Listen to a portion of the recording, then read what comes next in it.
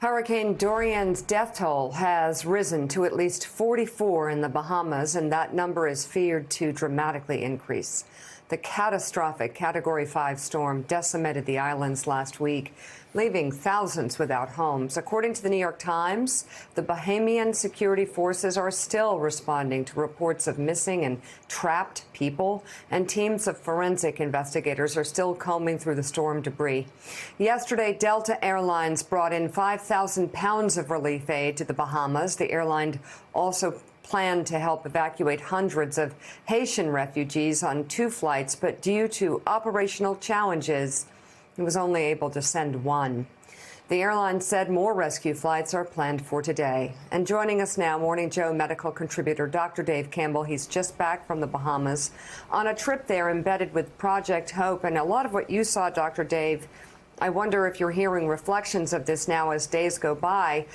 Residents worried that as time goes by, things are going to get so much worse for them because there's not access to help people who are stranded. Yeah, it's a complex problem, Mika. The island is surrounded by water. There are lots of small settlements on Abaco Island in particular, but if you look at both Grand Bahama and Abaco Island and all the little islands surrounding it, there may be up to 70,000 people that are without shelter or homes. And the death toll will certainly rise. The Bahamian government is simply stating that their concentration now is on recovery and providing aid, not keeping up with the death toll.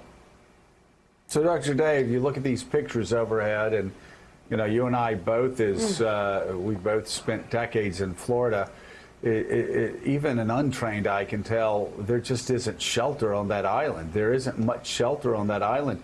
What is Project Hope doing? What are AmeriCares doing? What are other relief agencies doing to provide basic sustenance to the people who have suffered in this storm? And do they expect it to actually even get worse before it gets better?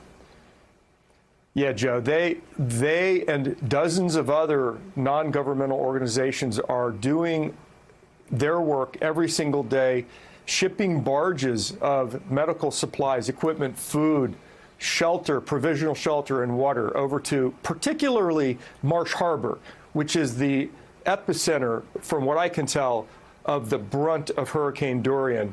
So lots of things are happening simultaneously. There's no fuel. So when you look at the cars on the side of the road, the first round of cars were those that were flooded. The second round of cars parked on the side of the road, they've run out of gas.